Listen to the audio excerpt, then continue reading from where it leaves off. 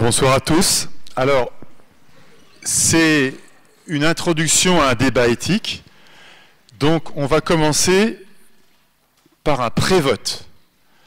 Donc, je vais vous poser un certain nombre de questions où vous vous positionnez très librement pour, contre, et puis on refera en fait ce même vote après la réflexion éthique qu'on va engager ensemble. Et on verra si certaines personnes ont changé d'avis ou pas changé d'avis. Ça sera intéressant à analyser. Alors, la première question que je vous pose, c'est est-ce que vous êtes pour ou contre toutes les PMA? Alors, je propose que lèvent la main les gens qui sont contre toutes les PMA, en partant du principe que ceux qui sont pour ne vont pas lever la main. Alors, qui est contre toute forme de PMA, quelle que soit la mode procréation médicalement assistée? Toute forme de procréation médicalement assistée. Alors, si vous n'êtes pas sûr de ce que c'est que la procréation médicalement assistée, c'est difficile. Toute forme, toutes les PMA, toutes les procréations médicalement assistées. Voilà. Ensuite, deuxième question, un peu plus ciblée, toutes les PMA, même s'il s'agit de couples hétérosexuels mariés, qui est contre toute forme encore de PMA, même s'il s'agit de couples hétérosexuels mariés. Contre. Contre. Oui. Si on est contre tout, logiquement, on doit continuer de lever la main, ça c'est clair. Qui est pour ou contre toutes les PMA de couples hétérosexuels stables? On va voir, c'est la législation qui définit ce qu'est un couple hétérosexuel stable. Ah oui, si pas beaucoup de personnes se positionnent, c'est que pour vous c'est très flou, hein?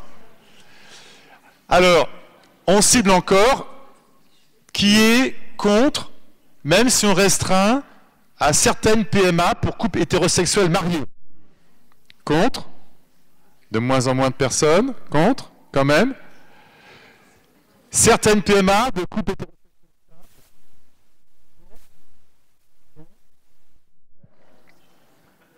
Alors, on arrive. Toutes les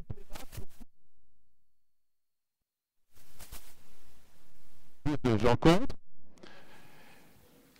même si certaines PMA,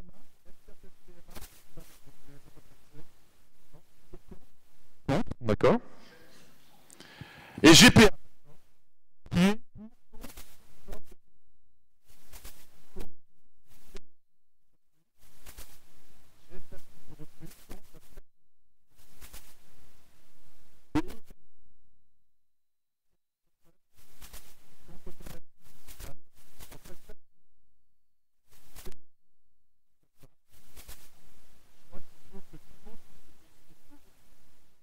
de cet exposé.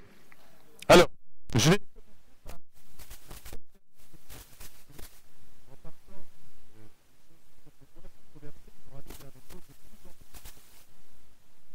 Et on finira par la GPA, la gestation pour autrui. Donc, la première technique de procréation médicalement assistée, c'est déjà la surveillance hormonale de la période fécondante. Parce que je vais vous faire quelques petits rappels quand même de physiologie, parce que c'est pas inintéressant. On va parler d'un certain nombre de molécules, il faut que vous compreniez de quoi on parle. Alors, vous voyez ici un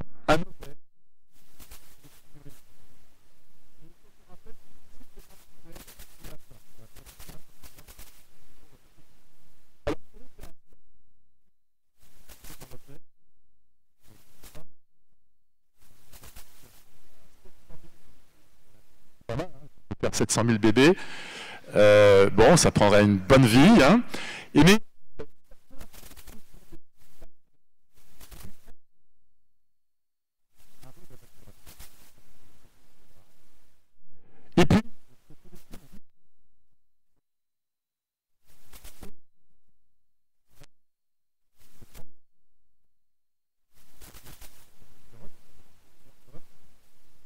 donc la fin du cycle.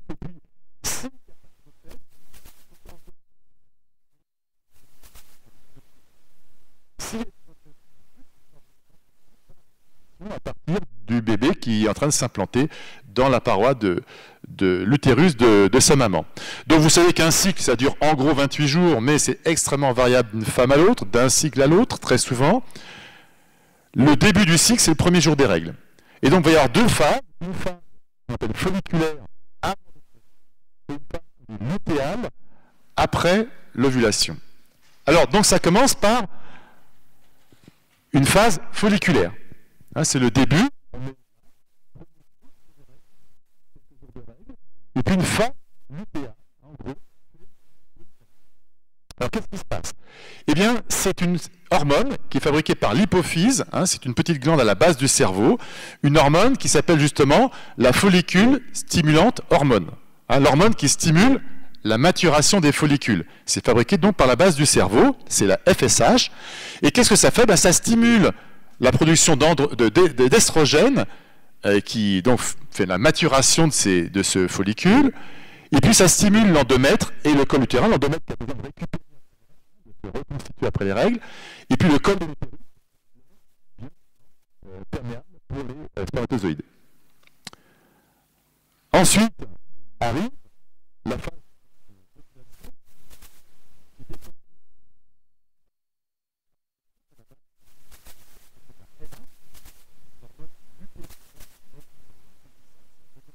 la phase lutéale, c'est celle qui va enclencher cette deuxième phase de cycle, la phase lutéale, et qui commence par l'ovulation. Donc l'ovule est libéré par ce follicule mature de 2 graphes, et donc l'ovule se trouve expulsé dans la trompe. Et voilà à quoi ça ressemble. C'est une image qui est prise par vidéoscopie au moment d'un prélèvement d'ovocytes. Hein, on parlera de prélèvement d'ovocytes pour la FIV.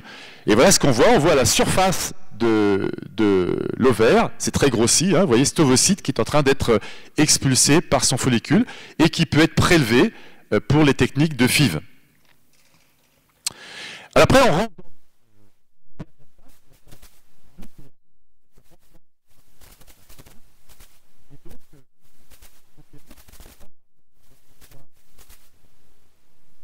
s'il a été fécondé, et donc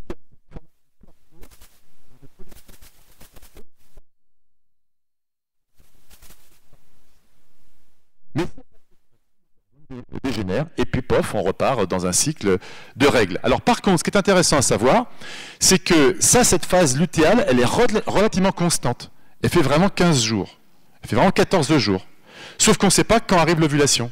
C'est-à-dire que si on a un cycle de 6 semaines, eh ben on a 4 semaines avant l'ovulation, puis l'ovulation déclenche un stop and go qui va durer 14 jours de phase lutéale.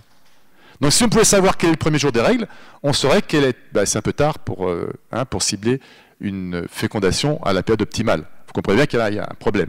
On sait quand le cycle commence, avec le premier jour des règles, mais on ne sait jamais quand arrive le jour de l'ovulation, parce qu'on ne sait pas si le cycle va durer 4 semaines, 5 semaines, 6 semaines, voire plus. Alors il y a bien sûr la bonne vieille méthode de la température, mais le problème, c'est que le plateau thermique, on va le voir, se décale plutôt après l'ovulation. Donc ça arrive plutôt un petit peu après la bataille. Donc effectivement, c'est la meilleure méthode, je dirais, naturelle pour dépister l'ovulation. C'est le décalage thermique qui arrive. En première partie de cycle, la température est plutôt un peu plus basse et va être un peu plus élevée en deuxième partie de cycle. Mais toutes les femmes ne sont pas réglées comme du papier à musique en termes de température. C'est pas toujours si simple que ça, mais ça marche quand même. Alors il y a quand même mieux. Et c'est, je dirais, le plus soft de la PMA, la plus facile, enfin la plus soft façon d'aider à la procréation médicalement, c'est de ce genre de test, en fait, sur des bandes urinaires. Et là,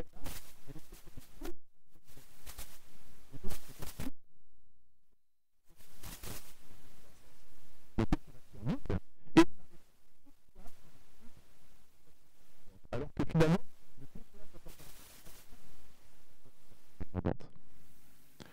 donc, ça permet d'avoir vraiment, en tout cas, ça cible l'insémination artificielle si on décide de faire une insémination artificielle pour être sûr de faire au bon moment. Alors voilà les fameuses coups.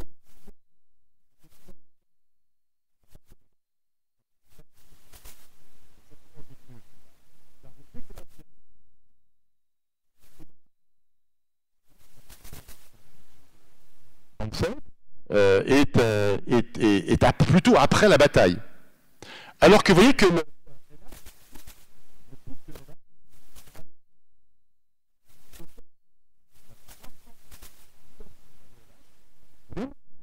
et bien bingo, on arrive 2 jours avant, juste au bon moment, pour la période fécondante. Alors ça, c'est, je dirais, la partie la plus soft. Après, on arrive donc dans les stimulations hormonales ovariennes. Les techniques de stimulation hormonale ovarienne, qui peuvent être d'ailleurs couplées ou non à l'insémination artificielle. Donc, de quoi s'agit-il? Il s'agit en fait de...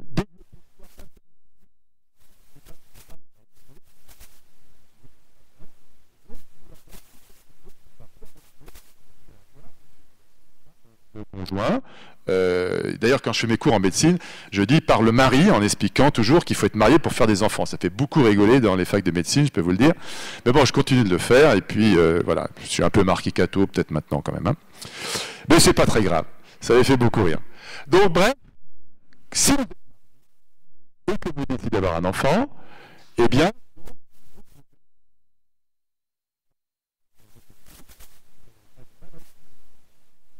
premier type d'aide à la procréation, voilà. Mais le but souvent, c'est plutôt ça. C'est plutôt développer pour pouvoir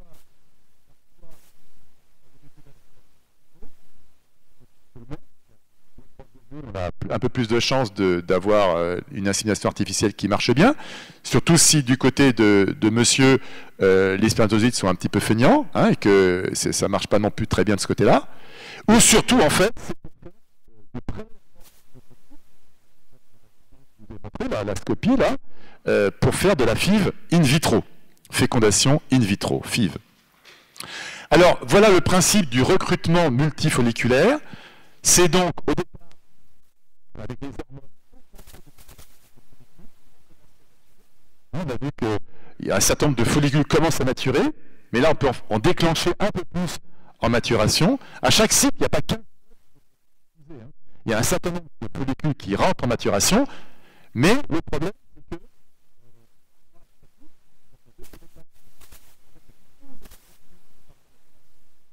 continuent leur croissance, et plus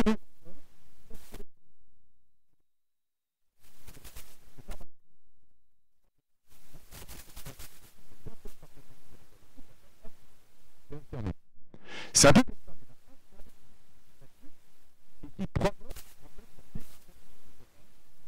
un peu plus en retard. Et c'est comme ça qu'il n'y a qu'un seul follicule qui mature. Mais avec une aide hormonale, on peut faire que plusieurs follicules vont dépasser en fait ce contrôle et vont réellement arriver à maturation et libérer leur ovule, leur ovocyte, pour permettre des fécondations multiples. Ça mène à un autre concept. Non seulement il y a plusieurs ovules qui vont pouvoir être fécondés, augmentant les chances potentielles de fécondation, mais vous voyez, ça élargit la fenêtre fécondante. Quand vous n'avez qu'un seul ovocyte qui arrive à maturité, la fenêtre fécondante est assez étroite, en termes de glaire cervicale, en termes de fenêtre de possibilité de fécondation. Mais si vous avez un ovocyte par jour qui arrive à maturation, eh bien vous avez l'insémination potentielle. Et donc, non seulement vous avez plus d'ovules, mais c'est plus longtemps pour féconder les ovules. Alors, les techniques, les outils qui ont été utilisés. Tout le monde a entendu parler du bon vieux clomide, hein, le citrate de clomifène, finalement tristement célèbre, puisque ça ne marchait pas très bien, et de temps en temps ça marchait tellement bien que c'était des quadruplés, des quintuplés, et que c'était quand même des grossesses très pathologiques. 4 enfants, c'est un peu plus difficile encore que des jumeaux, vous imaginez bien. Donc comment ça marche? Eh bien ça marche en bloquant.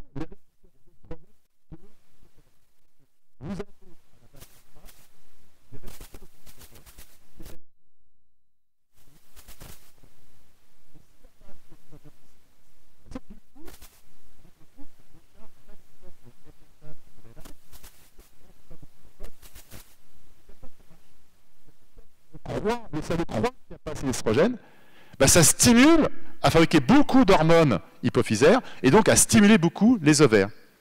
Bon, ça marche, ça stimule, mais c'est quand même d'efficacité relativement modérée et insuffisant pour la plupart des FIV.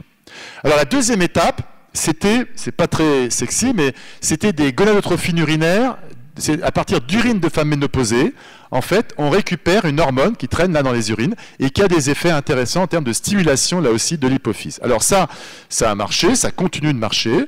Le problème, c'est que d'un lot à l'autre, d'un lot d'urine de femmes ménopausées à un autre, l'efficacité n'est pas toujours parfaitement reproductible, bien, même si c'est étalonné sur certains tests.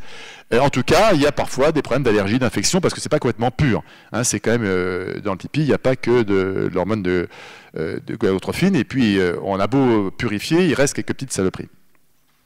Ça se passe quand même très bien la plupart du temps.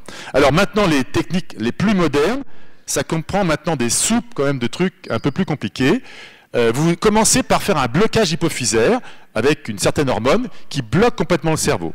Là, du coup, vous pouvez maintenant, vous êtes tranquille, il n'y a plus aucune interférence avec le cerveau et vous pouvez construire un cycle totalement artificiel. Totalement artificiel. Et vous avez de la FSH recombinante, hein, fabriquée par génie génétique, complètement pure, purifiée, extrêmement puissante, que vous pouvez donc injecter dans un deuxième temps. Et ensuite, donc ça fait maturer plusieurs follicules. Hein, il y a 3, 4, 5 follicules qui peuvent se mettre en route, plus, parfois. Et puis vous bloquez. Vous avez bien vu que les follicules, ils ne vont pas arriver le même jour, tous à maturité. Donc, la FSH, ça fait multiplier plusieurs follicules qui maturent, et vous bloquez l'ovulation, vous empêchez finalement d'ovuler avec une hormone, pour que tous les chevaux restent dans le paddock, vous voyez, dans la course à Vincennes. Et donc, on sait que 36 heures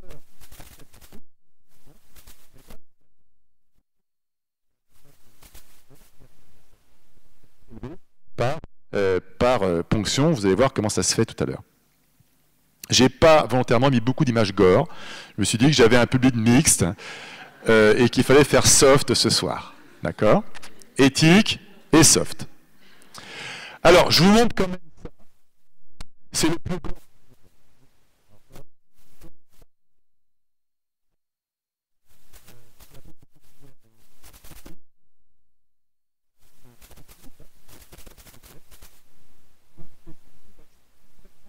C'est leur ovule. Hein. Donc on peut par échographie voir combien sont en train de maturer. Et puis ça c'est moins sexy. On a une espèce de comme ça de gros guide qui ressemble à un godemiché, sur lequel est monté en fait un système de prélèvement et on pique à travers le cul-de-sac vaginal, on traverse. On passe ici dans le péritoine et sous contrôle de la vue, on va, comme on l'a vu dans l'image tout à l'heure, pouvoir prélever, récolter, comme on dit, les ovocytes à la surface de l'ovaire. Et donc on parlera tout à l'heure de prélèvement des femmes pour elles-mêmes, mais on parlera aussi de dons d'ovocytes. Hein, il y a des femmes qui donnent leurs ovocytes pour des femmes stériles. On en reparlera tout à l'heure. Il y a un peu de morbidité, ça se passe souvent bien, il y a quand même un peu de morbidité, on va en parler. Alors, c'est quoi justement les complications de cette affaire-là? Alors, il y a d'abord des complications, on va dire, mineures, pas mortelles, pas graves. Bon, les grossesses multiples, c'est plutôt une bonne nouvelle quand une femme a galéré pour avoir des enfants, d'en faire 3 d'un coup, 4, bon, 5, docteur, vous croyez vraiment? Alors, en fait, il y a des techniques qui font qu'on peut faire aussi de la réduction embryonnaire. C'est-à-dire que si ça marche trop bien, et qu'il y a 3-4 enfants qui se mettent en route, on peut les racler 1 ou 2 enfants surnuméraires pour les mettre à la poubelle. Alors, donc ensuite...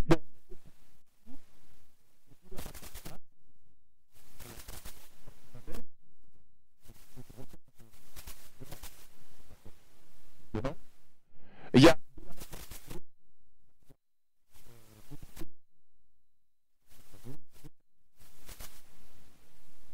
Alors ensuite,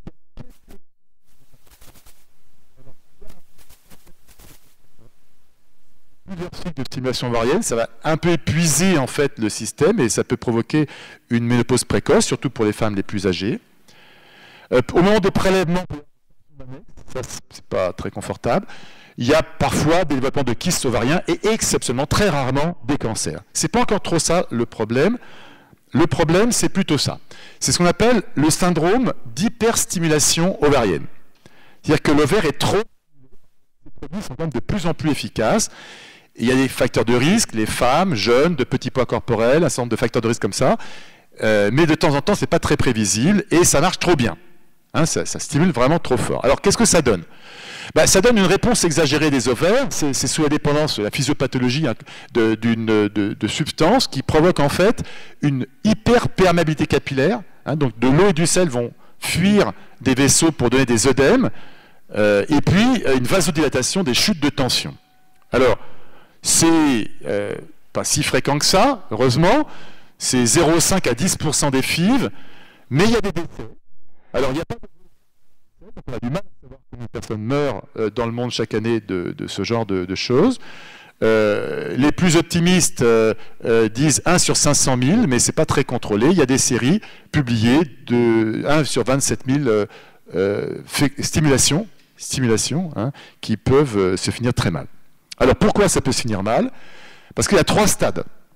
Le premier stade, c'est pas encore trop méchant. Le stade 1,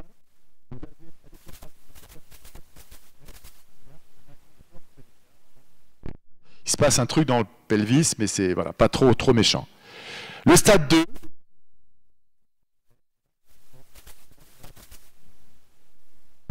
bon signe digestif. Et ce qui est grave et ce qui finit en réanimation, et ce qui peut tuer très bien, c'est ça, c'est le stade 3, quand l'ovaire dépasse 12 cm, là,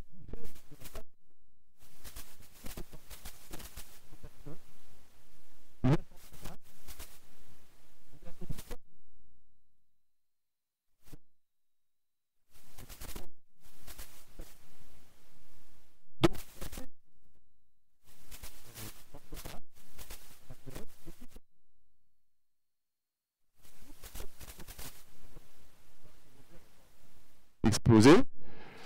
Et puis,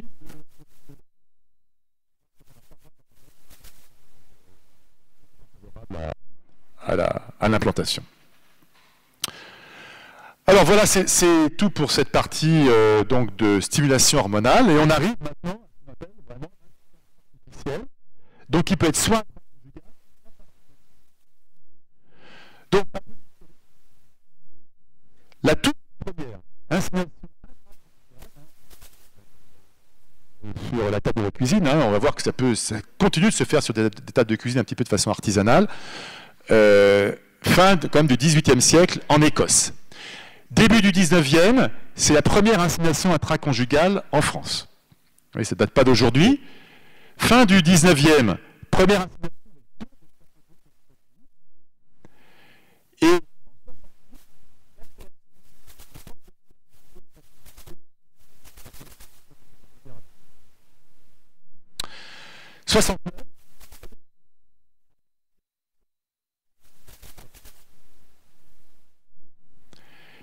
et il faudra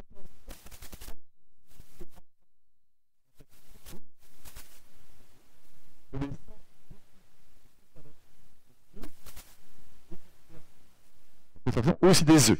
Hein, le sperme, bien sûr c'est facile d'en donner, les œufs, vous avez vu, c'est un peu plus compliqué. Et donc, avec un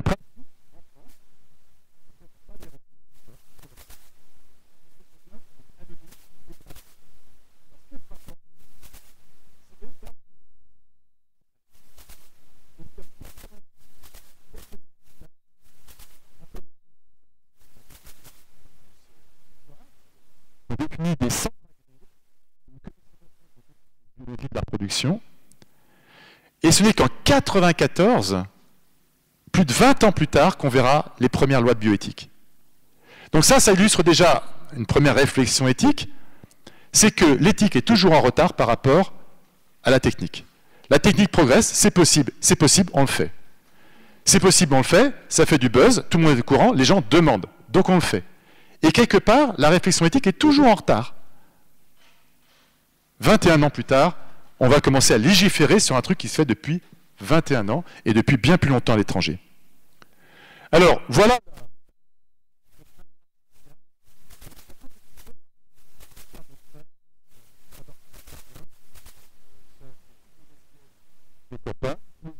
Dans une petite tasse à café, et puis avec une seringue, on aspire, c'est solide un spermatozoïde, hein, ça résiste à des trucs incroyables. Hein.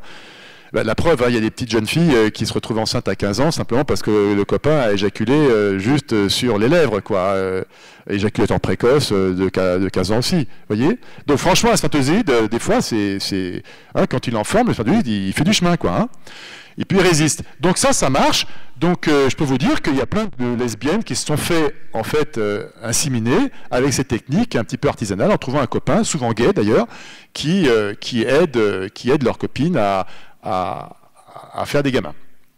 Alors maintenant, c'est bien sûr beaucoup plus souvent du sperme préparé.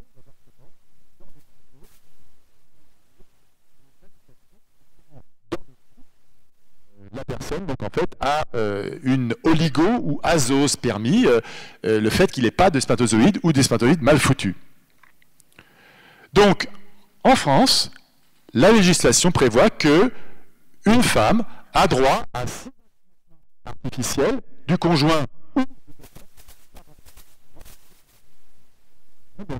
On peut en avoir 6 par enfant, remboursé par la Sécu.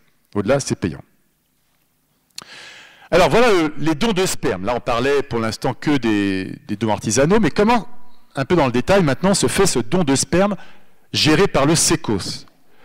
Alors, le donneur, qui peut... Beaucoup de gens peuvent être donneurs.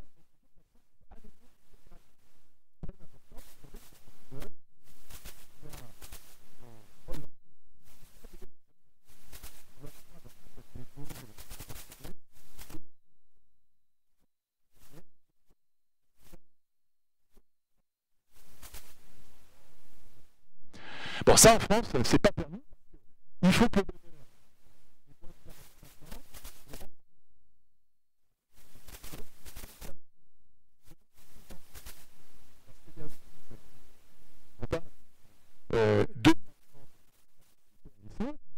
pourrait avoir un jour un rapport incestueux. Ça, c'est mathématiquement quasiment impossible avec les règles françaises, puisque s'il y a 10 enfants, en plus les paillettes circulent dans toute la France, c'est pas 10 paillettes pour 10 Niçois qui vont... Voilà, les paillettes circulent pour justement faire ce brassage et s'assurer que l'improbable ne puisse pas arriver. Hein. Un Boeing peut toujours vous tomber sur la tête, vous pouvez toujours gagner au loto, mais ça n'arrive pas souvent quand même. Oui. Voilà, donc il n'y a que 10 enfants. Et puis...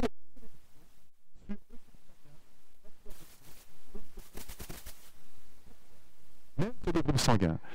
Parce qu'il est laissé à la liberté des parents de dire ou de ne pas dire à l'enfant que l'enfant a été conçu par insémination artificielle.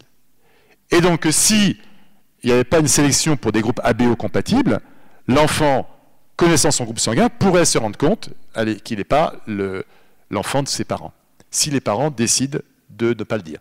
Les parents sont encouragés à dire que l'enfant est issu d'insémination artificielle, mais c'est facultatif. Et puis pour des raisons, par contre, simplement, je dirais, d'environnement, on essaie de matcher un petit peu pour que le gamin ait un peu la tête du père, pour pas que ça fasse peur dans la rue à la concierge. Alors après,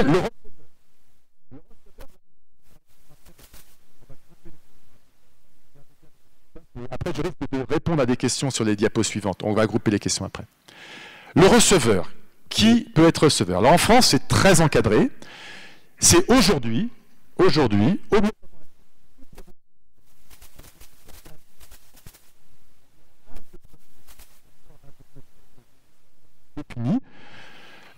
mesdames, pour vous c'est 43 ans et pour les hommes c'est 60 ans.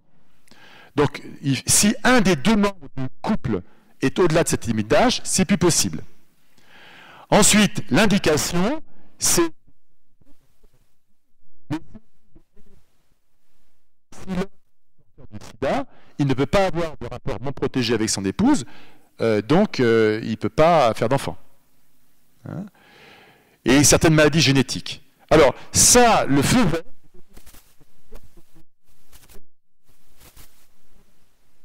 il y a un groupe de médecins et paramédicaux, hein, vous voyez, il y a des cliniciens, biologistes, psy, généticiens, qui se réunissent et qui décident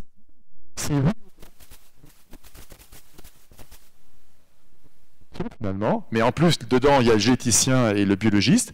Est-ce qu'il est dans les critères ou pas pour donc faire un gamin? Si c'est juste parce que le monsieur est dégoûté par le vagin de madame, ça ne marche pas, ça ne suffit pas, ça. D'accord? Il faut quand même vraiment ces indications-là, stérilité, MST, maladie génétique. Alors, la technique, après, soit c'est de l'insémination artificielle née Hein, donc, quand même, là, on fait ça un peu plus chic qu'avec la petite seringue.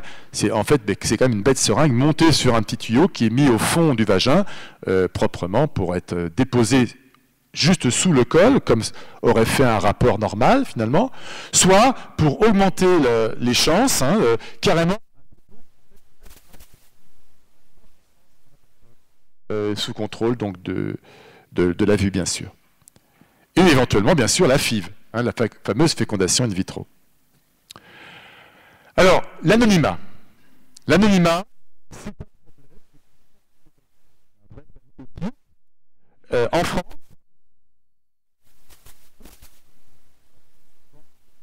vous savez, d'un cas, un petit peu la presse pour que les journalistes sautent dessus, et on ne parle plus que de ça. Bon, en gros, c'est 30 contestations pour 20 000 enfants nés. Vous voyez, on n'est pas sur des choses très fréquentes, mais ça existe, c'est une contestation. Et il y a un courant législatif en Europe qui se met en route, et vous savez, ce genre de courants, dans ces cas-là, sont difficiles à enrayer. Il y a déjà des pays où la loi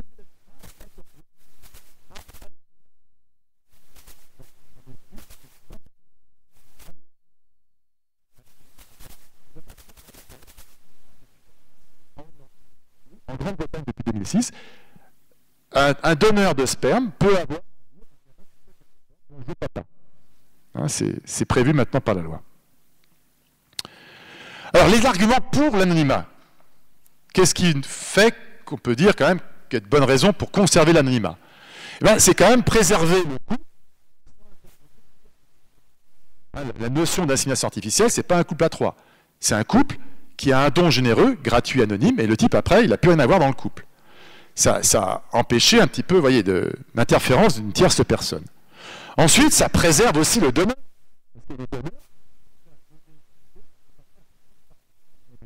Simili-paternité. Et d'ailleurs,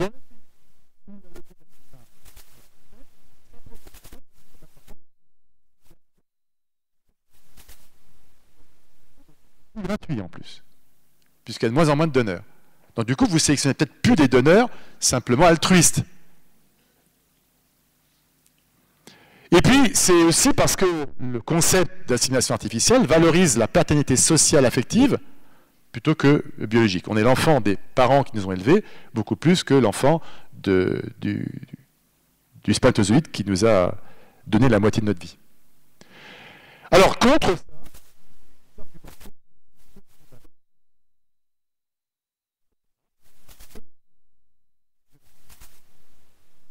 tout enfant a droit à connaître ses origines biologiques. Argument éthique.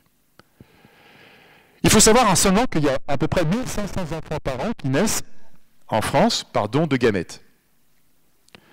Alors que ils ne connaîtront jamais leur père.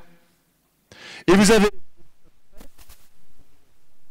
pour les femmes mariées, 50 000 pères.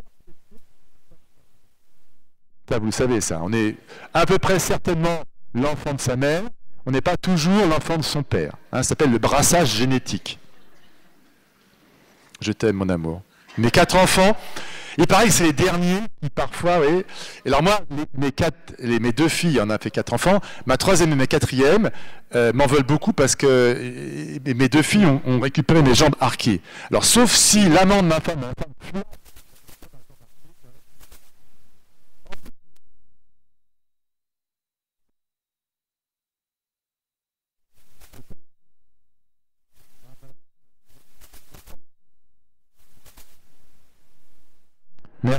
Il paraît que c'est pas si fréquent que ça, vous voyez. Alors,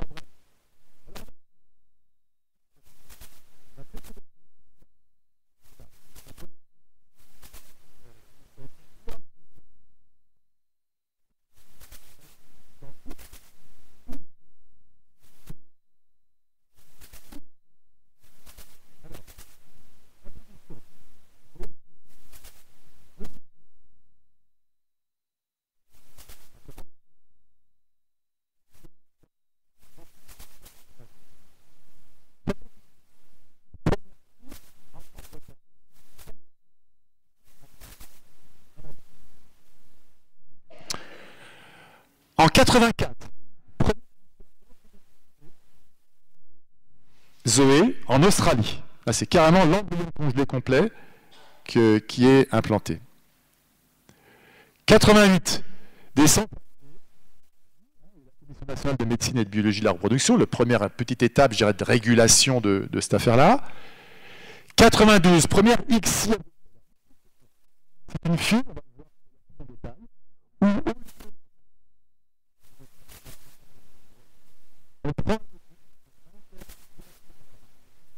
on prend un spermatozoïde et on l'injecte directement avec une aiguille dans l'ovule.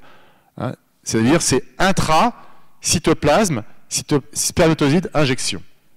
Donc c'est, vous imaginez, un petit peu plus violent. Et 94, première ICSI en France, elle s'appelle Audrey. En 94, vous vous souvenez, les premières lois de bioéthique. Donc tout ça, c'est fait avant les premières lois de bioéthique qui vont définir le cadre de la PMA, de la procréation médicalement assistée, réservé aux couples hétéros, vivants, en âge de procréer, mariés ou 2 ans de vie commune. C'était pour ça mon petit quiz. C'était parce que, en fait, la loi autorise, au même titre, les couples hétérosexuels mariés et les couples hétérosexuels stables depuis 2 ans à bénéficier de ces techniques de PMA. C'est ça la stabilité de la couple, c'est 2 ans. Pas qu'il y a la crise des 1 an, et au bout de 2 ans, bon, on a déjà réglé un certain nombre de problèmes. Je laisse juge à ceux qui ont 31 ans de mariage, comme moi, mon amour. Voilà, alors 2004, premier d'embryon congelé, ça arrive en 2004 en France, en même temps que la révision des lois de bioéthique, on va en reparler, de 2004, et puis la création de ce qu'on appelle l'agence de biomédecine, qui organise la PMA, mais plus globalement, et puis qui va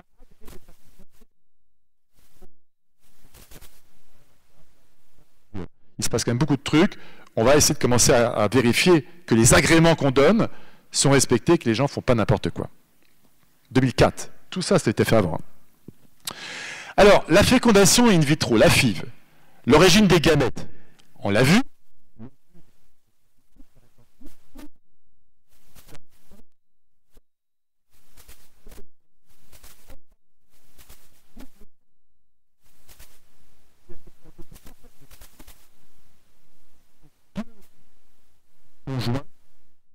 Sont tous les deux totalement stériles.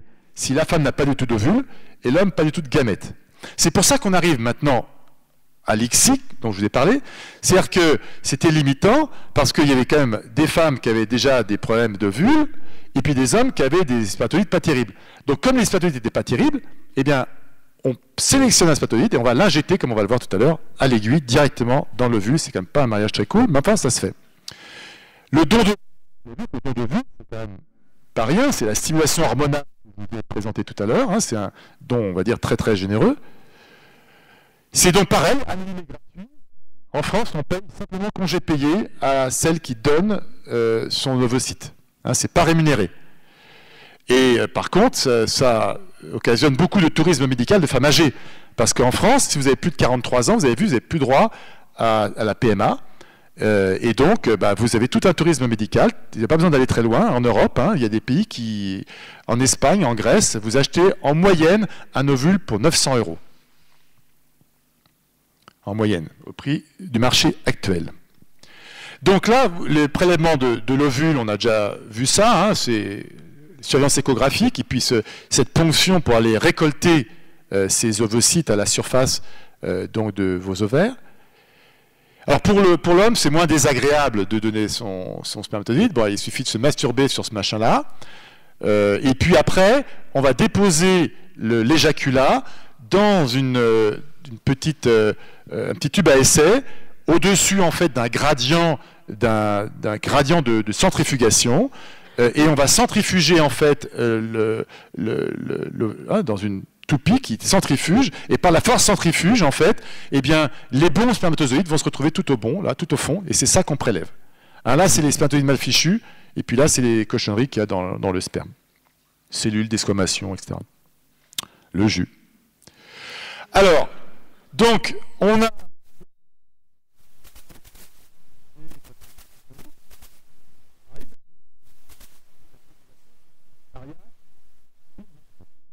Alors, on a fait la stimulation ovarienne, on a prélevé l'ovocyte, on met en culture avec les spermatozoïdes préparés, et à juste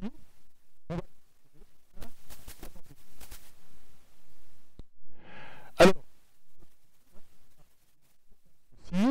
on racle un petit peu, on vire quelques embryons, on les met à la poubelle, parce que vous voyez, s'il y en a 3 qui marchent, on se dit 3 c'est quand même un peu beaucoup. Alors après, on ne peut pas toujours racler et enlever les enfants qui sont en train de se mettre en place, parce qu'il faut qu'ils soient quand même pas trop accessibles. Hein, il ne s'agit pas, on dit, oh super, il y en a 3, on va en enlever un, et puis boum, on provoque une fausse couche, et les 3 partent à la poubelle, c'est couillon quand même. Surtout que ça a coûté des sous. Alors,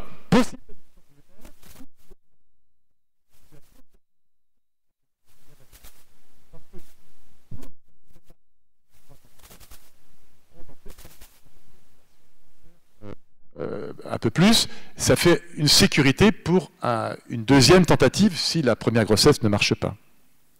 Alors voilà comment c'est conservé.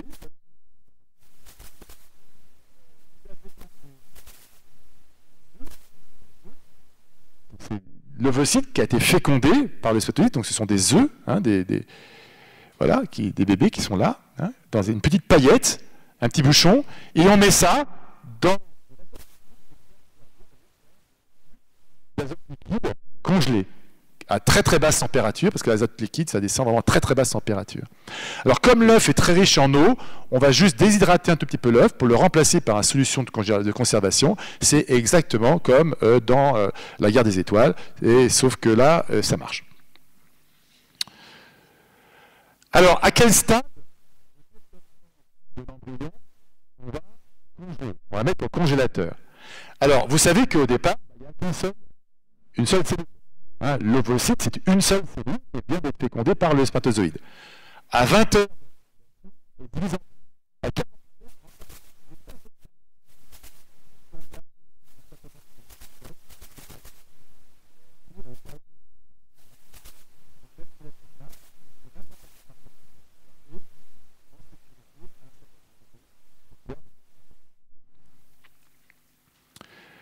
et donc au bout de 6 jours,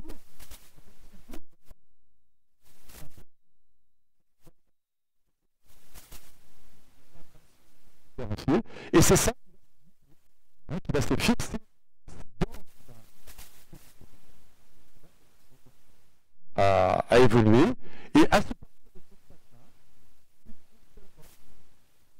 moment l'étape embryon. Avant, il ne parle que d'amas. Hein, c'est pratique parce qu'un amas cellulaire, ça se congèle. C'est pas un embryon. L'embryon, c'est à partir de ce moment-là, parce que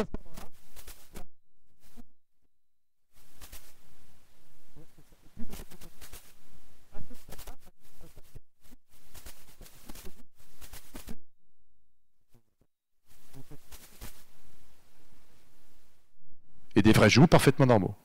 Mais à partir de là,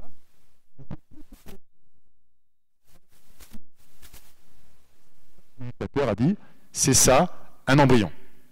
Reconnaissance en plus et dépendance de la mère. Et puis avant, finalement, il y a le stérilet qui fait que si ça part, le stérilet, c'est ça finalement, hein, c'est empêcher l'anidation d'un bébé. Alors à 4 semaines, vous avez quand même des battements cardiaques déjà, hein, 4 semaines. À 8 semaines, au-delà de la 8e semaine, à partir du 3e mois, c'est la définition du fœtus maintenant. C'est plus un embryon, c'est un fœtus, un petit homme. Et à 8 semaines, à 9 semaines, vous avez une activité cérébrale. Simplement, il faut quand même regarder à quoi ça ressemble. À 5 semaines, bon, ça ne ressemble pas encore à grand-chose, mais il y a déjà un battement cardiaque. Mais bien...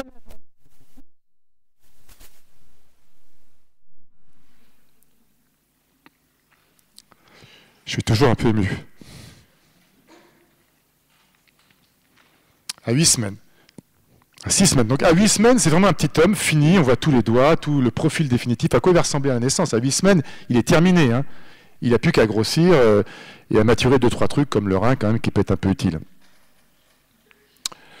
Alors pourquoi finalement le législateur s'est cassé la tête à dire qu'est-ce qu'était un embryon, qu'est-ce qui n'était pas encore un embryon, qu'est-ce qui était un amas cellulaire? C'est à cause de ça. La loi Veil de 75 qui dépénalise l'avortement. Article 1.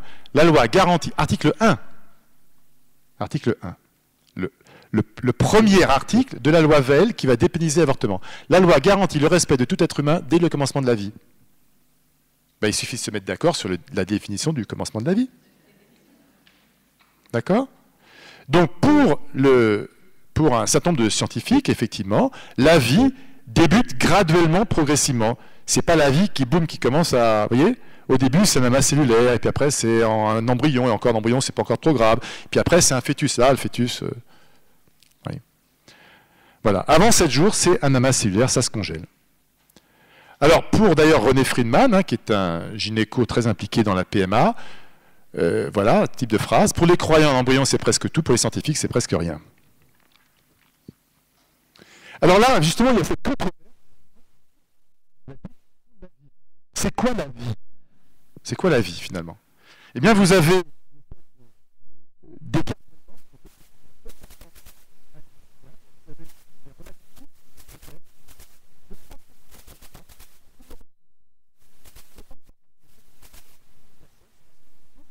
comme tel. En clair, si je ne suis pas reconnu comme une personne, je ne suis pas une personne. Et puis des éthiciens qui quand même disent, bah, c'est un peu facile, si je reconnais l'embryon,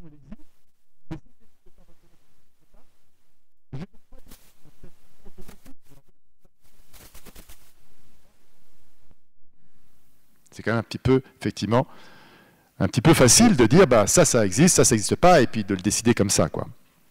Alors, les embryons congelés, la problématique de l'embryon congelé. Donc, initialement, en fait, on prélevait qu'un seul ovule sur un cycle spontané, mais ça avait un très mauvais rendement. Hein, vous avez vu, quand même, prélever un ovule, c'est quand même toute une galère, c'est une ponction, c'est des risques, etc. Faire tout ça pour un ovule, un rendement pas terrible, une morbidité du geste quand même pas nulle. Donc les gens se sont dit non, non, non, ça c'est pas possible. Il faut faire de la stimulation varienne et y aller quand même pour plusieurs ovules, pour plusieurs chances. Et puis fécondons un maximum d'embryons et puis comme ça on n'aura pas à tourner et on a un deuxième enfant 2-3 ans plus tard ou même 6 mois plus tard si ça n'a pas marché, et ben il y aura des enfants en réserve. Et voilà, on n'aura pas à faire toute cette stimulation varienne dont on a vu que la morbidité n'était pas nulle, la ponction, les trucs désagréables. Et donc, comment ça se passe après?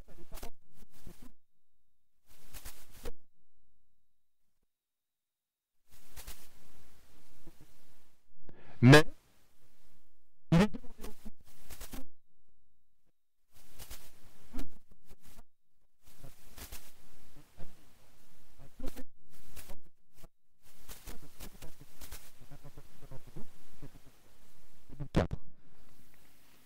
vous donnez carrément l'embryon. Vous avez bien compris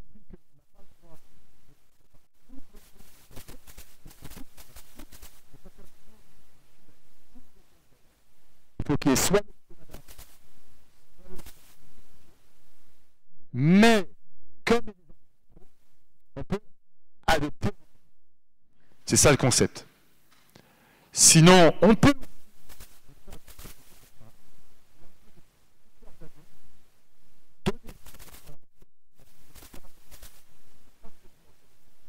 plusieurs années, à titre dérogatoire, dans des équipes spécialisées. Donc les chercheurs qui disaient que ce n'était pas possible en France, c'est faux. C'est possible en France depuis plusieurs années, depuis 2004. Sauf qu'il y avait plein de limites à ça, il fallait vraiment prouver que c'était de la recherche à finalité thérapeutique, etc. Et que ça embêtait les chercheurs de faire un dossier à chaque fois. Sinon, destruction. Et de toute façon, après 5 ans, les embryons sont détruits s'il n'y a pas de réponse ou s'il y a un désaccord. Hein, si monsieur et madame ne sont pas d'accord, poubelle. Alors voilà.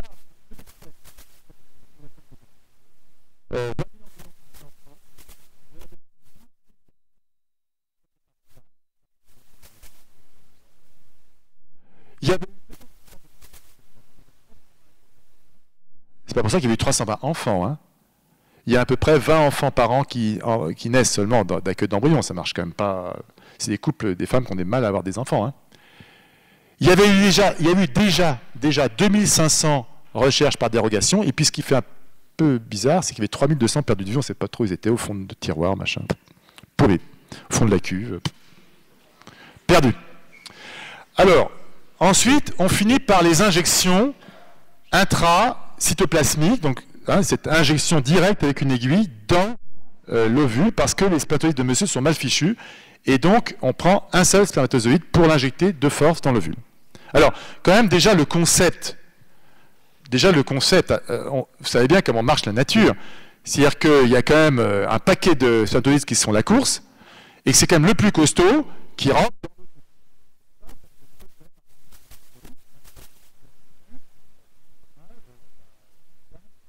Minimise les risques de malformation, bien sûr.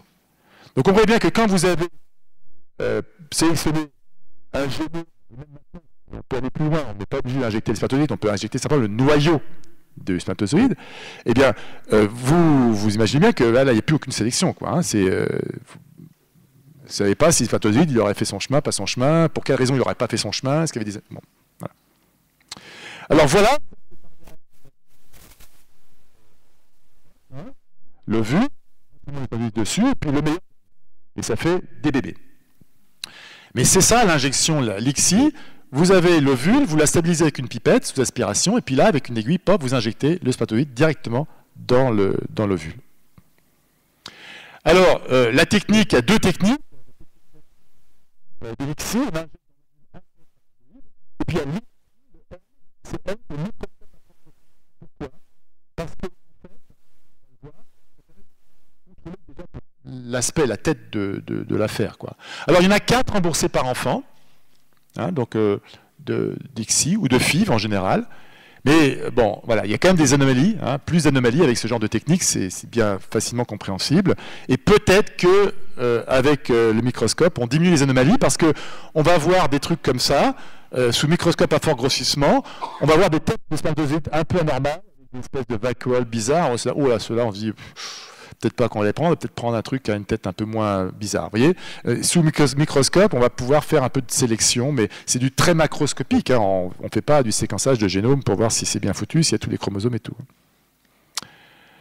Donc voilà, les lois de bioéthique en 2004, un peu pour finir sur les aspects techniques, toutes les PMA sont autorisées pour les couples infertiles, les couples hétérosexuels, hein, bien sûr, pour l'instant. Les dons de gamètes ou d'embryons sont gratuits et anonymes, mais le double don de gamètes reste interdit.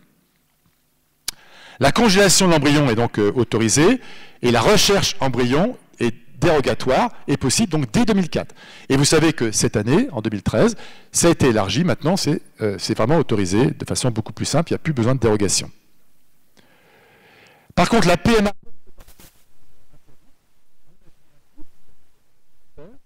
Et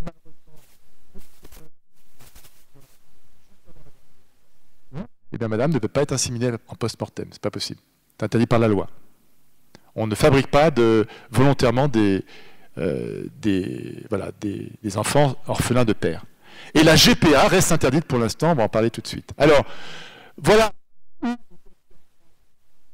les célibataires ou les couples de lesbiennes peuvent aller faire très simplement de la PMA en France. Alors, en Belgique, c'est hyper connu, c'est les bébés Thalys. Hein.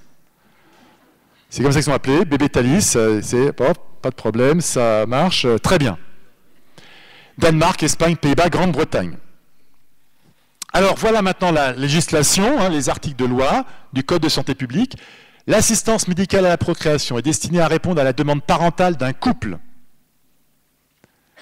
Elle a pour objet de remédier à l'infertilité, dont le caractère pathologique a été médicalement diagnostiqué, donc diagnostic d'infertilité. Hein, on ne fait pas de PMA pour des problèmes psychologiques.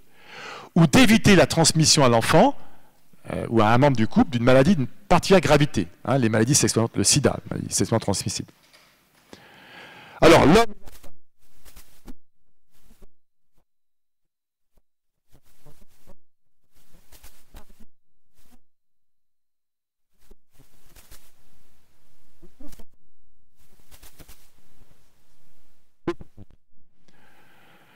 font obstacle à l'insémination ou au transfert d'embryon. Le décès. Hein, décès d'une personne, c'est plus possible. Le dépôt d'une...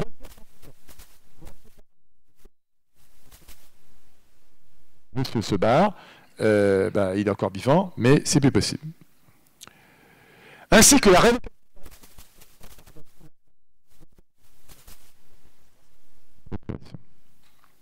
En France, hein, les stats, un peu plus de 100 000 PMA, de moitié, un peu moins d'insémination artificielle, un peu plus de FIV. Voilà les prix, hein, 700 à 1200 € pour une insémination artificielle, 3300 à 4500 € pour les FIV selon les techniques.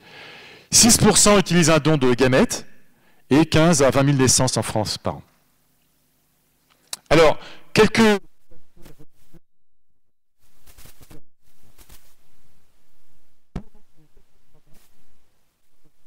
à toute PMA. Hein. Les couples stériles ne doivent pas oublier que même quand la procréation n'est pas possible, la vie conjugale ne perd pas pour autant sa valeur. La stérilité physique peut être l'occasion pour les époux de rendre d'autres services importants à la vie des personnes humaines, tels par exemple que l'adoption, les formes diverses d'œuvres éducatives, l'aide à d'autres familles, aux enfants pauvres et handicapés. Les protestants, par contre, acceptent la plupart des PMA. Et puis pour le judaïsme et l'islam, eh bien, on autorise l'insémination artificielle avec le sperme du conjoint marié. On considère que les dons de gamètes, c'est de l'adultère. On peut donc autoriser les FIV intracouple et le diagnostic préimplantatoire thérapeutique.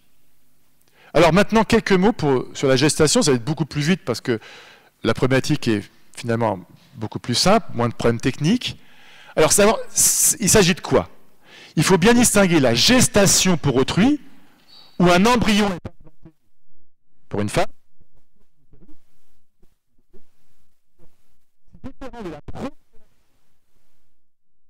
où ça arrive, il apporte que le spermatozoïde. En fait, c'est une espèce de couple à trois organisé, plus ou moins organisé, d'ailleurs, ça peut être un peu artisanal, plus ou moins organisé par la médecine. Ça, c'est pas le sujet. On parle que de GPA. Alors, les indicateurs.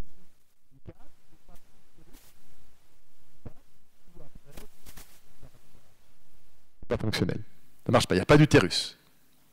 Donc ce n'est pas la FIV qui va résoudre le problème, il n'y a pas d'utérus. Alors les arguments pour, eh bien ceux qui défendent la GPA disent tout couple infertile, voilà, c'est comme un autre, principe d'égalité, d'accès aux soins, droit à avoir un enfant, quel que soit le type de stérilité. Alors les arguments contre, eh bien, il y a quand même 9 mois de relation mère-fœtus, mère porteuse fœtus, hein, c'est pas anodin, ça a bien sûr des conséquences psychologiques personnelles et pour l'entourage, pas toujours prévues d'ailleurs par la mère porteuse avant qu'elle s'engage. Hein, sentir un petit bébé, un petit être humain dans son ventre, c'est quand même à moitié l'adopter déjà. Hein. Alors il y a ensuite le risque de la grossesse. Une grossesse, c'est pareil.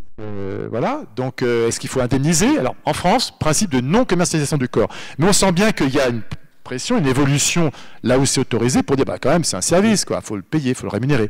Donc du coup c'est déjà plus gratuit. Et puis c'est un contrat et comme tout contrat il peut se rompre. Et il y a des histoires retentissantes de mères porteuses qui disent bah écoutez non bah maintenant le bébé il me va bien quoi, il me va, je le garde. Et la loi peut protéger cette femme pour qu'elle garde son gamin. Alors en France la GPA, la législation encadre ça quand même de façon très stricte pour l'instant. Cour de cassation 91 condamne la GPA. Il n'y a que les choses qui sont dans le commerce qui puissent être l'objet d'une convention. Donc on ne peut pas faire de contrat gratuit de GPA.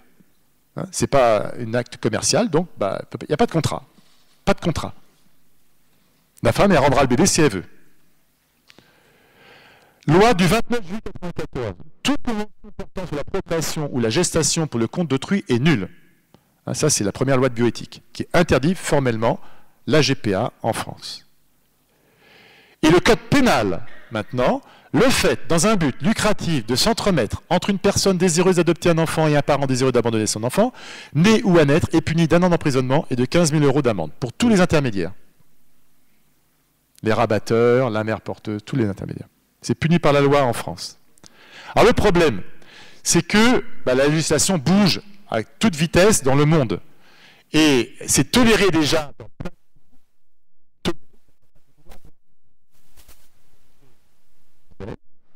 Il y a des pays légal, parfaitement légal. Et puis c'est légal dans l'Argentine, le Brésil, les pays cathos, hein, l'Arménie, l'Iran, Israël, mon Dieu. Corée du Sud, Thaïlande, Russie, Ukraine, Australie, Nouvelle-Zélande. Et le commerce est légal dans certains États américains et en Inde. C'est au plus offrant. La mère la plus en forme. Voilà.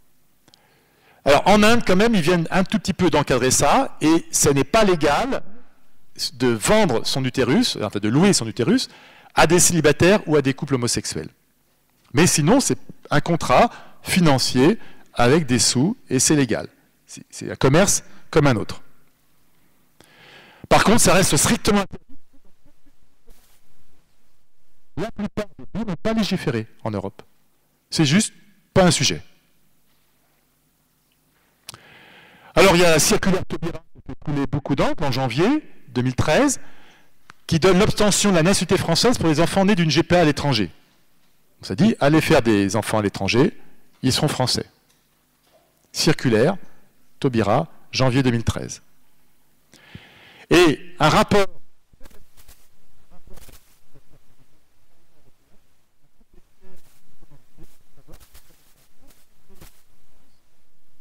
la GPA, puisque ça se fait dans certains pays d'Europe au nom de l'égalité.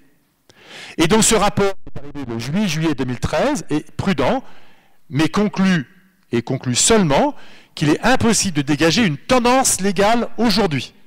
En clair, il n'y a pas encore assez de pays qui l'ont autorisé, mais c'est évident que si plus de pays en Europe finissent par l'autoriser, ça sera un jour un fait européen au nom de simplement l'égalité des Européens devant les soins et l'accès aux soins médicaux. Pour l'instant, donc, en France, l'État français reste souverain pour avoir cette réflexion éthique, qui est de l'ordre du jour et de l'actualité, hein, puisque c'était dans le programme du gouvernement actuel et que ça a été retiré de justesse de la loi récente. Alors, je finirai par cette diapositive, qui, je crois, est extrêmement profonde en termes de débat éthique. Ça n'a rien à voir avec la PMA, mais c'est un monsieur très intelligent, le professeur Sicard, qui a été chargé d'un rapport sur, vous savez, la réflexion autour de l'euthanasie, la fin de vie, le suicide assisté. Et il y a cette phrase très importante, très profonde. Ça dit quoi? Il faut bien comprendre ce que ça dit. Tout déplacement d'un interdit, à chaque fois que vous franchissez une ligne jaune, vous créez tout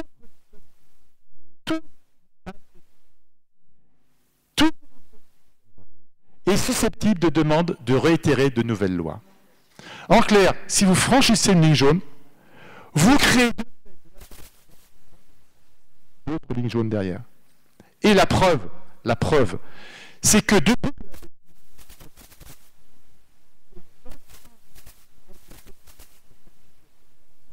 proposé depuis la loi de 2002. C'est-à-dire que vous autorisez le principe de l'euthanasie en Belgique, bien encadré dans des règles extrêmement strictes. Vous dites non, c'est pas grave, on autorise l'euthanasie dans des conditions extrêmement encadrées par la loi. Eh bien, la jurisprudence arrive qui a toujours la situation médiatique affreuse, horrible, qui fait que, ah ben non, là, dans ce cas-là, quand même, un peu plus aussi. 25 cas d'extension. Donc ça prouve quoi? Ça prouve qu'à chaque fois que vous avez franchi une ligne jaune, l'état de fait va faire que vous serez obligé d'en franchir une autre. Vous prenez l'autoroute à contresens. Bah, vous allez sortir de l'autoroute dans une bretelle d'autoroute à contresens. Hein. C'est obligatoire. Alors, et là, on va voir ceux qui sont contre.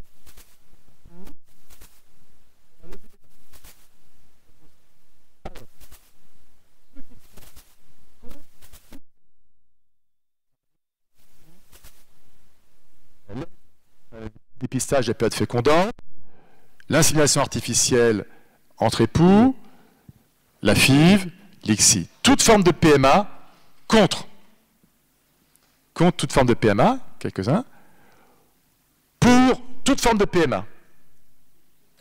Donc beaucoup de gens pour toute forme de PMA. Beaucoup de gens qui ne se positionnent pas quand même. Alors, est-ce que vous faites une différence entre les couples hétérosexuels mariés et le couple hétérosexuel stable? Vous savez ce que c'est? C'est un couple qui vit ensemble depuis plus de 2 ans. Donc, qui est pour? Si on reste quelques personnes, quand même. Oui. Contre? Quand même, moite-moite.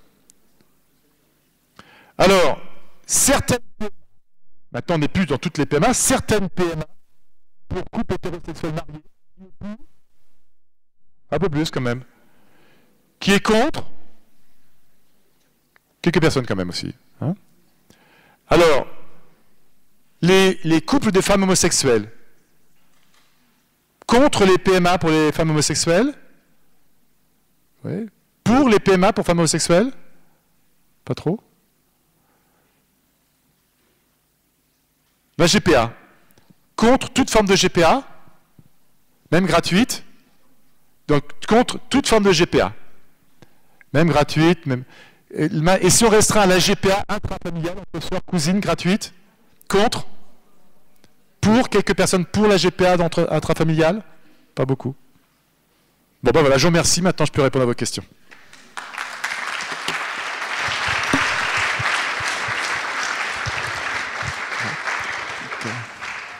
Ben, merci beaucoup pour cette présentation. On va faire passer le micro et n'hésitez pas à poser toutes les questions que vous voudrez. Voilà. Je vous laisse lever les mains, je circule.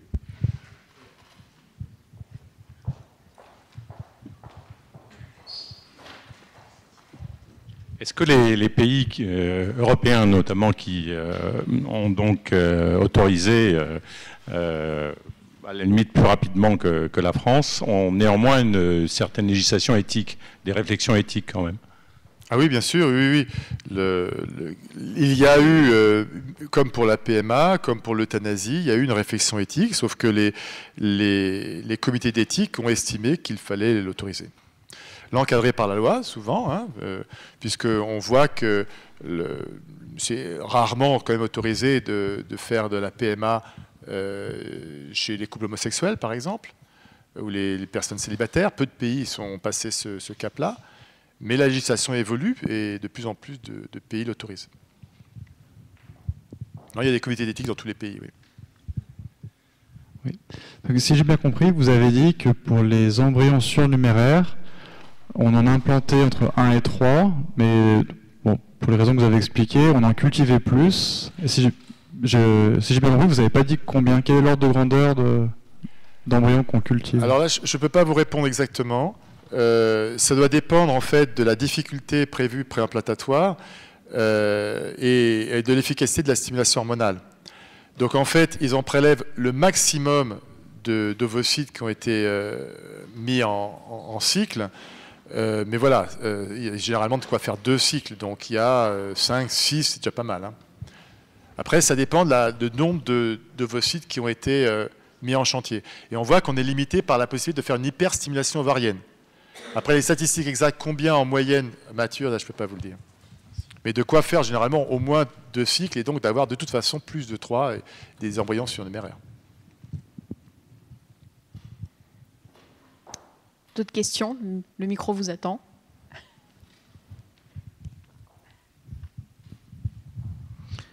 Si on est capable de conserver des embryons, est-ce qu'il serait pas possible de conserver des ovocytes non fécondés? Oui, ça serait possible, mais c'est ce qui est fait dans les dons d'ovocytes. Puisque au sécos, il y a du sperme congelé et des ovocytes congelés qui attendent des FIV. Donc c'est parfaitement congelé, oui, comme des spermatozoïdes.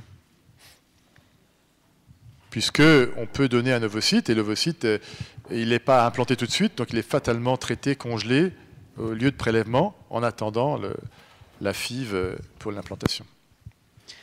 Bonsoir. Concernant la FIV classique, d'autrefois, on va dire, le taux de réussite c'était 10%, vous disiez, il me semble, dans ces eaux-là. Concernant la méthode moderne, le taux de réussite est de combien? L'ICSI, oui, la méthode per ovocyte. Ouais. Ah oui, alors les pourcentages sont un peu plus faibles. Il y a beaucoup d'anomalies génétiques, donc heureusement la nature fait bien les choses. Vous savez que quand il y a une anomalie génétique grave, en fait, c'est une fausse couche précoce.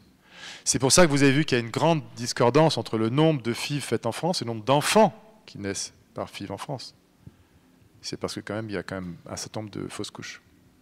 Fausses couches qui peuvent être donc des fausses couches précoces pour des raisons génétiques ou fausses couches, malheureusement aussi, là par contre, pour des problèmes d'implantation et de problème d'utérus chez la femme receveuse.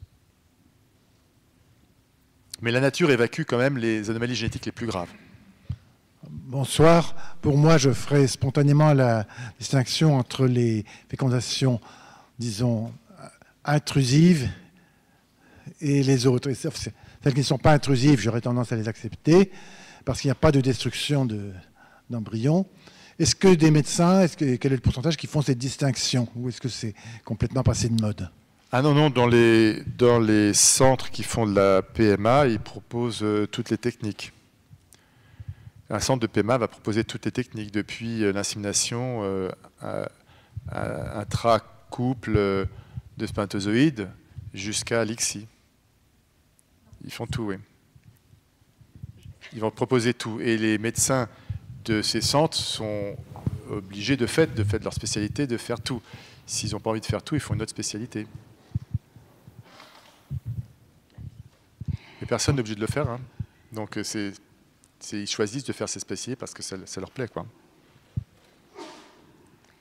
Bonsoir. C'est pas comme l'avortement. Hein. Je vois bien la question. Pour l'avortement, un gynéco peut décider de faire de la gynéco pour mettre des enfants au monde et pas pour faire d'avortement. Dans ces cas-là, il doit adresser les femmes à quelqu'un qui va faire un avortement. Mais là, si le type il bosse dans un centre de PMA, c'est qu'il a envie de le faire. Hein. Il fait toutes les techniques. Sinon, il ne va pas dans un centre de PMA. Hein. Oui ? Bonsoir. Quelles sont les conséquences psychologiques sur la femme et même sur le couple lorsqu'elle subit plusieurs PMA et qui finissent négativement?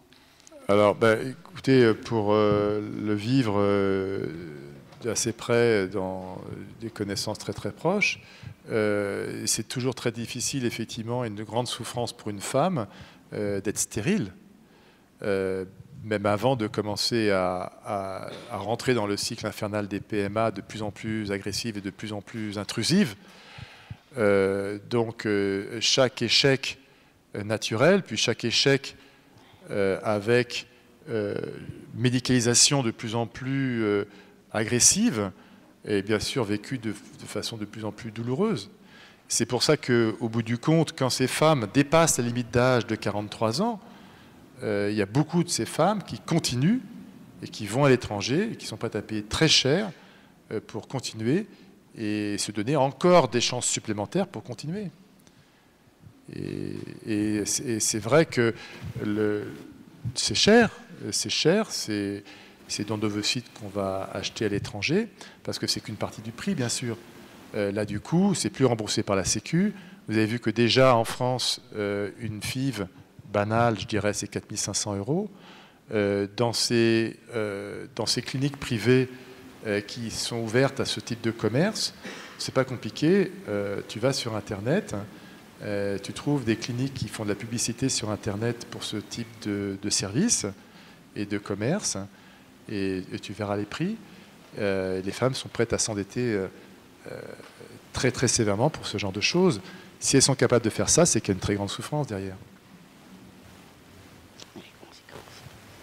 Mais les conséquences et psychologiques, souvent ça les étrace. Vous avez des couples qui divorcent, vous avez des couples qui se déchirent, vous avez des grands drames, hein, c'est sûr. C'est bien le problème de permettre une technique. À partir du moment où vous permettez cette technique, vous créez un espoir. Si cet espoir est déçu, vous êtes obligé derrière de proposer autre chose parce que vous avez proposé quelque chose et donc il faut aller jusqu'au bout de la réponse à cette demande. Un petit peu, voilà, comme dans certaines maladies incurables où on va continuer de faire des traitements de soutien. Voilà, c'est des drames personnels humains terribles. Hein. Oui ?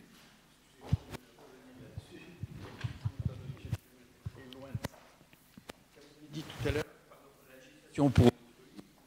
c'est un embryon qui est implanté dans une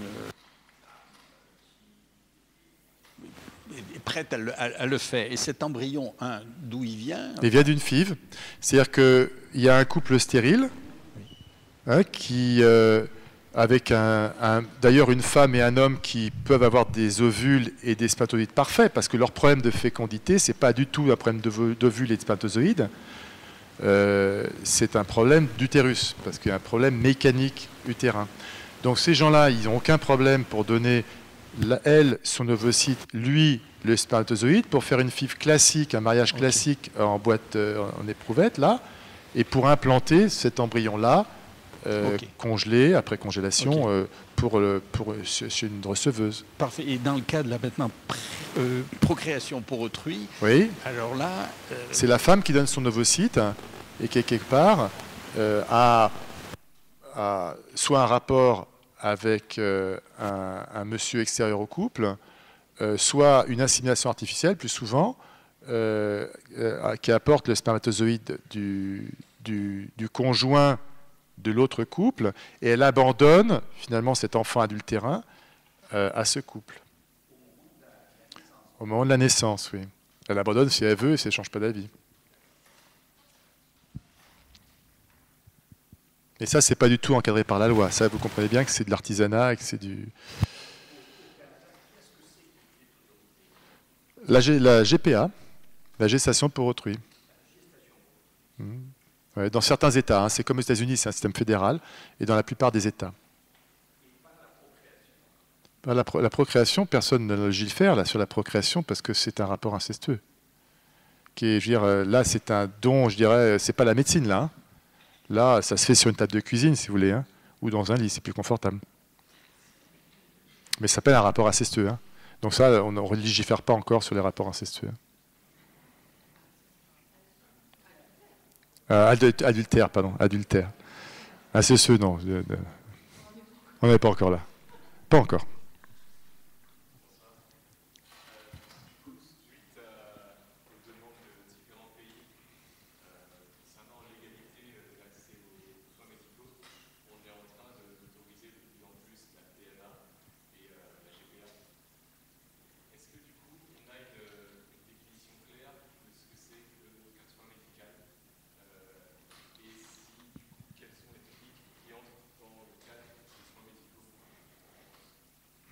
Oui, c'est une excellente question, puisque effectivement le médecin est fait pour soigner une pathologie, et ça dépend de ce qu'on définit par pathologie. Alors effectivement, une stérilité est une pathologie. Hein, c'est une pathologie, sauf que c'est effectivement pas une pathologie qui empêche de vivre, qui modifie l'espérance de vie de la personne, mais ça peut être défini comme une pathologie, la stérilité. Hein. Donc, dans ce sens-là, c'est dans ce sens-là que déjà, ça, quelque part, justifie pour, si on a cette vision, toutes les PMA. Après, la GPA, ça peut être effectivement pour soigner la pathologie d'un couple dont la femme a un utérus non fonctionnel, pour un couple hétérosexuel. Mais après, est-ce qu'on peut définir comme réellement pathologique le fait que deux lesbiennes ne puissent pas avoir d'enfants, ou qu'une personne célibataire ne puisse pas avoir d'enfants? Si je suis célibataire, c'est pas très pathologique de ne pas pouvoir avoir d'enfants. Enfin, je veux dire, ou si deux femmes se rendent compte après plusieurs années de vie commune qu'elles ne peuvent pas avoir d'enfants, est-ce que c'est de la pathologie? C'est là où je ne réponds pas à la question, hein, je pose la question. Je pose la question. Alors, voilà, donc c'est un glissement, effectivement, de définition de strict soin du médecin fait pour répondre à une pathologie. Là, la PMA rentre dans ce cadre-là. Certaines GPA peuvent rentrer dans ce cadre-là. Mais la GPA pour couple de lesbiennes, on est effectivement à la limite de la définition de la pathologie, c'est clair.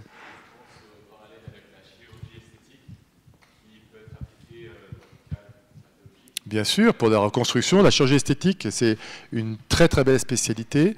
Il faut savoir qui attire les internes les plus brillants, les internes de chirurgie les plus brillants au classement, vous savez, national à l'ECN. Généralement, à Nice en tout cas, les premiers, ils font tous chirurgie esthétique. Hein. Alors, certains le font, j'ose l'espérer, pour faire ces magnifiques reconstructions post-cancer. Il y a des cancers extrêmement délabrants et des magnifiques chirurgies extrêmement techniques, très sophistiquées de reconstruction. C'est de la chirurgie esthétique. D'autres relèvent des seins et divers services à certaines femmes de la côte, voilà, qui auraient pu me sourire beaucoup.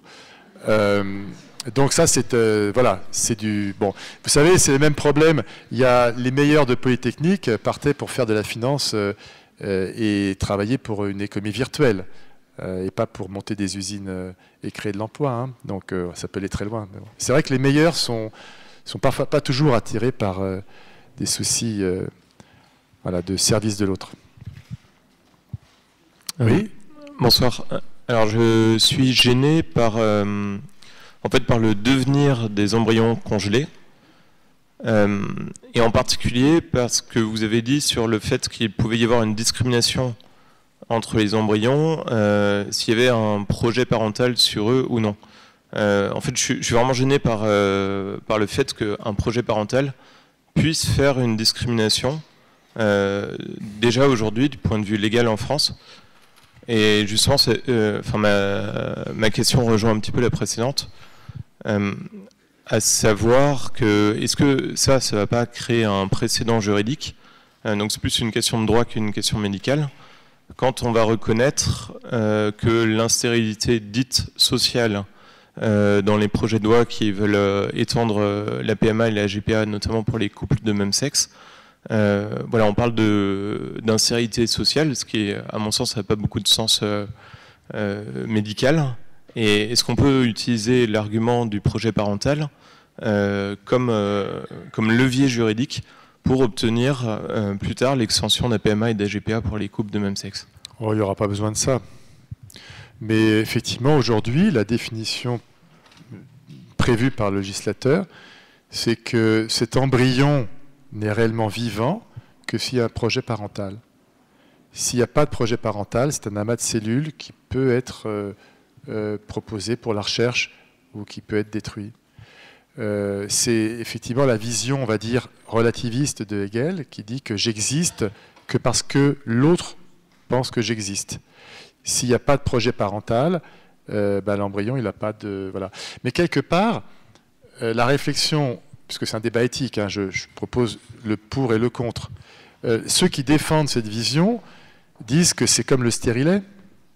Finalement, le stérilet, c'est se dire que tant que le stérilet est en place, il n'y a pas de projets parentaux pour les différents œufs qui sont fécondés, que je vais empêcher de nider et qui donc vont se détruire d'eux-mêmes, alors qu'ils auraient pu s'implanter s'il n'y avait pas eu un stérilet. Voilà, donc c'est ça la réflexion, c'est de se dire que quelque part, puisque le scientifique me dit et ont décidé que la vie commençait à partir du 7e jour, en amont, ce sont des cellules sur lesquelles finalement on peut être un peu plus souple en termes de gestion des flux, on va dire. Alors, mais je vous rassure ou je vous rassure pas, mais il n'y aura absolument pas besoin de ce type d'argument pour que la PMA et la GPA soient autorisées aux couples homosexuels, parce que ça se fera absolument inéluctablement, dans la mesure où c'est une espèce de courant social qui fait que aujourd'hui il est extrêmement mal vu d'interdire et qu'il faut permettre aux gens ce qui est possible dans tous les domaines. Les gens doivent pouvoir faire ce qu'ils ont envie de faire. Et puisque ça ne m'enlève rien, je l'autorise aux autres. C'est un petit peu ça la vision moderne de nos contemporains. Puisque ça ne m'enlève rien, s'il y a des gens qui veulent, pourquoi pas, hein? Mais ça va très loin parce que ça va aussi au-delà de cette réflexion sur la PMA ou la GPA, l'adoption pour les couples homosexuels. Les gens n'ont pas réalisé que les couples homosexuels, ils adoptent sans aucune difficulté aujourd'hui. Il suffit de se présenter comme un célibataire et on adopte comme on veut à l'étranger, il n'y a aucun problème. C'est pour ça qu'aujourd'hui, il y a beaucoup d'enfants élevés par des couples homosexuels et que les gens ont dit, comme il y a beaucoup d'enfants, et regardez, ils sont dans des couples qui s'aiment et qui divorcent pas beaucoup plus que les hétérosexuels, puisque ça existe, il faut l'autoriser. Et à chaque fois, on est dans cette problématique, c'est-à-dire que puisque ça existe, il faut l'autoriser. Comme des femmes se font déjà, lesbiennes se font déjà faire de la PMA en Belgique, dans plein de pays européens, c'est en train de devenir la norme. C'est les bébés de Thalys, enfin, je veux dire, c'est quelque chose qui se fait tous les jours. Tous les jours. Donc, comme ça se fait, comme c'est possible, il y aura forcément un courant social un jour pour dire que c'est discriminatoire d'obliger les gens d'aller à l'étranger. C'était comme ça pour l'avortement. Pour l'avortement, le principe était de dire qu'en 1975, que seules les femmes riches avaient les moyens d'aller avorter en Angleterre. Et les femmes pauvres mouraient de complications, donc c'était encore plus dramatique, hein, puisque les avortements clandestins débouchaient sur des complications infectieuses et des mortalités effroyables. Mais là, sans aller dans des choses aussi dramatiques, comme ça se fait à l'étranger, et que ça coûte de l'argent, que seuls les gens qui ont les moyens de se payer ça ont les moyens de payer le Thalys plus, c'est pas remboursé par la Sécu d'aller en Belgique, donc il faut des sous. Donc c'est une discrimination sociale. Donc ça se fera obligatoirement. Ça se fera quoi que vous fassiez. Et il y aura un courant, il n'y a pas de courant majoritaire en France pour s'opposer à ça aujourd'hui. Et il n'y en aura pas. Et la reconnaissance du mariage peut favoriser des choses. Mais sauf que pour l'adoption, pour finir sur ce sujet-là, ce qu'ils n'ont pas réalisé, c'est que ça va devenir beaucoup plus difficile pour eux maintenant d'adopter à l'étranger. Parce que autant certains pays étaient ouverts à l'adoption de personnes célibataires, autant beaucoup de pays étrangers sont fermés à l'adoption par couple homosexuel. Donc qu'est-ce qui va se passer? La Russie et d'autres. Qu'est-ce qui va se passer? Eh bien, moi je ne vous donne pas 2-3 ans, peut-être maxi, enfin moins de 5 ans, pour qu'on fasse des quotas en France. Parce qu'aujourd'hui, la loi prévoit que les couples homosexuels ont autant droit que les hétérosexuels à l'adoption. Sauf qu'aujourd'hui, la machine à évaluer, psychologues, etc., sur les critères d'adoption et la pénurie d'enfants adoptables en France fait qu'une minorité des couples hétérosexuels en France qui veulent un gamin en obtiennent un. Une minorité, une petite minorité réussit à adopter en France. Donc, les homosexuels se rajoutant là-dedans, partant avec un certain nombre de désavantages par rapport à des évaluations purement objectives, vont être discriminés pendant quelques années. Et tous les lobbies homosexuels feront remonter le fait que statistiquement, les homosexuels ont moins droit que les hétérosexuels à l'adoption, et il y aura des quotas. Je peux revenir dans 5 ans, il y aura des quotas, c'est obligatoire. Sous le simplement principe de l'égalité, puisque la loi le permet, puisque les homosexuels ont moins accès avec les critères classiques à l'adoption, il y aura des quotas. Et donc de plus en plus de couples hétérosexuels auront du mal à adopter. C'est écrit. Et vous ne pourrez rien faire contre ça. Oui ? Alors c'est une question que vous posez en marchant sur des œufs, et délicate, mais je suis frappé quand même de personne qui posait la question du devenir de l'enfant. C'est la dernière question. Toutes ces techniques, et qui peut très bien se... Déjà, dans une grossesse normale, quand on a eu un bébé qui est mort-né, souvent ça marque, et quand on sait que par chance on a échappé dans le foie, est-ce que ça marque? Je n'ai pas connaissance d'études sociologiques aujourd'hui qui aient analysé que ces enfants étaient plus à risque que dans la moyenne des enfants conçus normalement d'avoir des soucis. Et c'est possible qu'il n'y ait pas de différence. Pourquoi? Parce qu'il y a ce qu'on appelle en science un biais de sélection. C'est-à-dire que vont avoir accès à ces techniques quand même assez sophistiquées que des gens extrêmement demandeurs, biaisés au niveau du niveau d'éducation socioculturelle. Et donc, fatalement, si vous comparez ça à des gens non matchés, non groupés pour les mêmes caractéristiques socio-professionnelles, etc., les études sont biaisées. Or, aujourd'hui, on vous dit qu'il n'y a pas de différence, parce qu'on compare quoi? On compare les populations d'enfants nés dans ces techniques de FIV, etc., à la moyenne des autres enfants, sans contrôler pour les facteurs confondants, sans contrôler pour les biais de sélection favorables à ces couples-là. C'est pareil pour les couples homosexuels. Les couples homosexuels qui font la démarche d'avoir des enfants sont généralement des couples homosexuels de milieux socioculturels plus favorisés que la moyenne des couples hétérosexuels. Et donc qui ont un peu plus d'argent, qui ont un peu plus de facilité pour éduquer leurs enfants, pour leur offrir des... Voilà. Mais c'est pas pour ça que le facteur homosexualité des parents n'est pas un facteur de risque indépendant, hein, on fait ce qu'on appelle une analyse multivariée en analyse épidémiologique, c'est-à-dire qu'on met tous les facteurs dans un modèle mathématique pour voir quels sont les facteurs qui individuellement sont des facteurs pour que ça aille mieux ou pour que ça aille moins bien. Ce travail-là, il n'est pas fait aujourd'hui. On ne sait pas si l'homosexualité du couple ou la FIV ou ces choses-là sont des facteurs de risque indépendants de sur-risque par rapport à des enfants nés dans d'autres circonstances dont les parents seraient matchés strictement pour les mêmes critères. Mais parce qu'il faut bien avouer que les couples hétérosexuels, ils ne sont pas tous fantastiques. Hein. Non mais attendez, ils se déchirent, ils divorcent. Si tous les couples hétérosexuels de la Terre étaient fidèles, amoureux, en amour, et donc, t'as bien fait de venir, hein, je t'aime. Et si tous les couples étaient amoureux et fidèles, peut-être que nos enfants de couples hétérosexuels seraient moins malheureux. Hein. Si tous les parents de couples hétérosexuels ne battaient pas leurs enfants, ne les violaient pas. Voilà, donc les homosexuels, aujourd'hui, vous disent, ben nous, attendez, on ne viole pas nos enfants, on ne les bat pas, autorisez-nous à être des parents.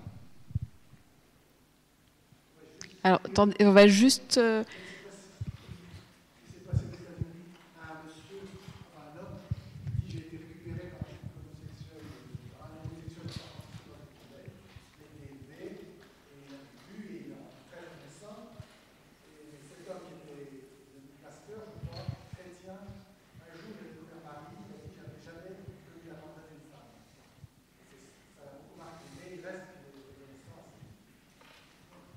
On va juste, malheureusement, leur tourne, conclure avec une ou deux questions.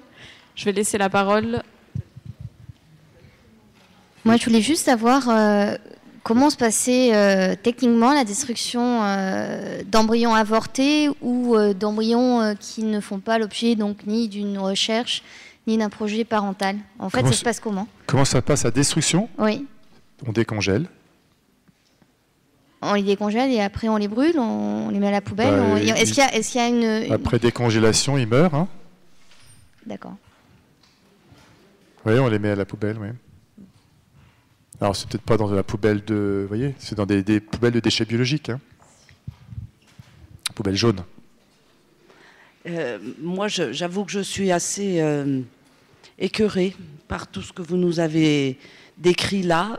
J'en suis désolé. Non, mais c'est pas de votre faute, hein. C'est pas vous qui m'avez écœurée. Voilà.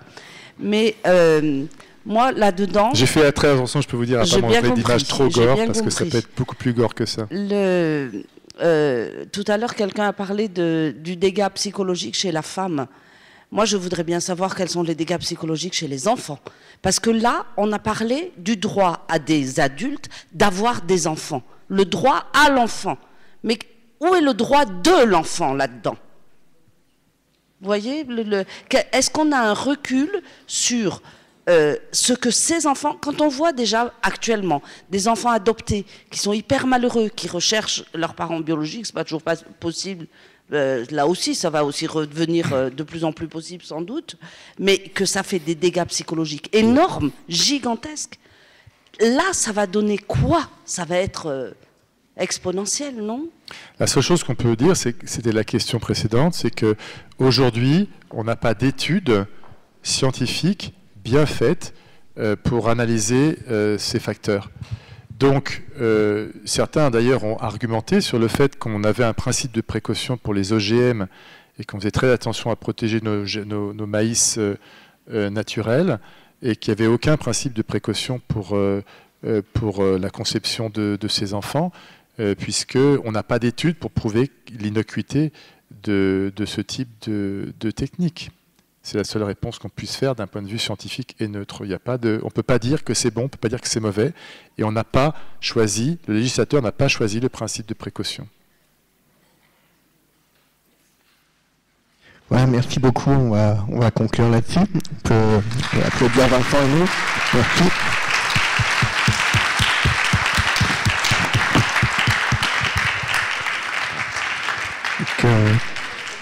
Avant de